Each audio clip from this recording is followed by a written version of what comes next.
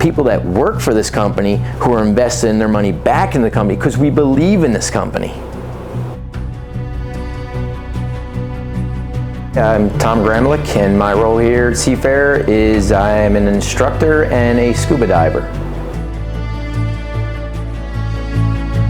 I've just moved to the Treasure Coast a few years ago, about 3 years ago. I have been in Florida for approximately 30 years, and when I moved down to the Treasure Coast, I happened to run into one of the other employees, Jeff Carr. He was at a dive shop that I was working at, and he was picking up tanks. I said, "Where are you diving this weekend?" He said, "On a wreck." "What's the wreck you're diving on?" "I don't know." And I was kind of perplexed, like, "You're going diving, but you don't even know the name of the wreck that you're going on?" I says, "No, I work for this company, Seafarer." And he's like, "And what we do is we do archaeological research, and we're looking into some of the ships that have sunk off the coast throughout history." And next thing you know, I have an interview, and I was hired, and then my mind started thinking like, wow, we're down there looking for these old wrecks throughout history from the 14, 15, 16, 1700s on up. And so I started doing research on all the ships that sank along the coast of Florida, and that became even more fascinating. And just besides the ships that we're possibly may find, we're finding artifacts from World War II and parts from ships that we can't even imagine where they came from. So just the job itself, just going down there and just finding an object and not knowing where it came from, it's amazing because you're basically touching and finding history. Even though we're in Florida and it's like one of the dive capitals of the world because so many people come to the Keys, they go down to South Florida. Here in the Melbourne area, we don't always have the beautiful aqua clear waters.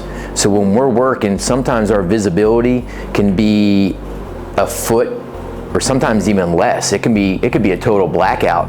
And so when you go down there, it can also play a game on your mind because you don't know what's behind you, you don't know what's in front of you.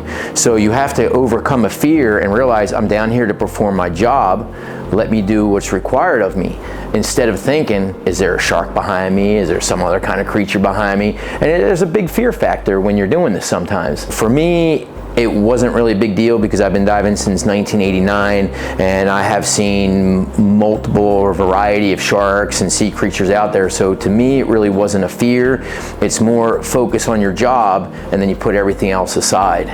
Some of the other dangers are you're down there and you get so focused on your work, and we may find something that's very exciting and unique, and you get so focused that you also have to remember, how much air do I have left? What is my computer telling me about my nitrogen levels? So you have to be focused not only on your job, but also on the aspects of diving in order to make sure that you arrive to that surface safely. We don't dive by ourselves, okay, because there's a safety factor in that. Okay, we always at least go down with another diver.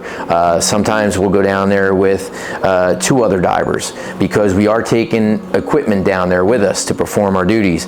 And so not only you have to be concerned about your dive equipment working, you have to be concerned about the actual equipment that we use in order to perform our job is working.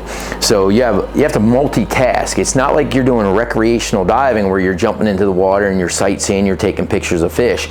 Okay, we are taking cameras down there, but we're taking a lot of other equipment down there. So it is a lot of work and it can be stressful, but I believe that the crew that we work with, they have a lot of dive experience, and the more that we do dive, the more everyone becomes relaxed and they know what they're supposed to do.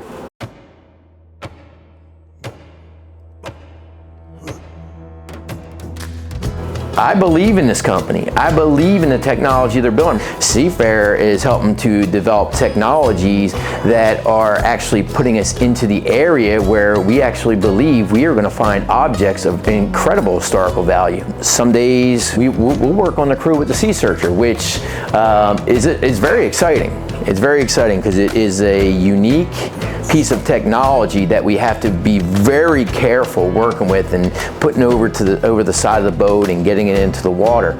So then we just sit, we wait, until they're able to review what the SeaSearchers picked up, and we're all tense and excited because we know that positive information is going to get us back into the water because we're divers. We love to dive, we want to be in there, and we're hoping that the technology is going to put us on targets that's going to bring us to something extremely exciting, treasure and historical objects. I'm not going to sit here and lie. I mean, the treasure is fascinating. I mean, you grow up looking at, people watch movies, pirate movies, and they see ships go down with vast amount of treasures, and then what do most of these people when they're out there diving? A lot of people are out there looking at the pelagics, but deep inside your mind you think, oh, I hope I find something that's kind of interesting or exciting down here. And what is that? Treasure. You can't stop hoping.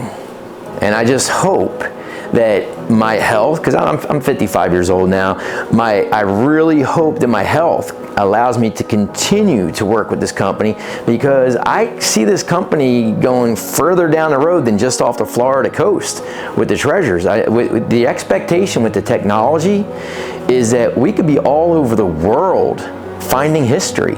And it's not just the treasure, because like I said, the more you research about what you're doing, the more you're fascinated about some of the objects that you find that were used in nautical history for hundreds, if not thousands of years. I love this job. And I look back on my past, like I told you earlier, I was drawing that picture on a desk in high school, and they were going to expel me for that picture.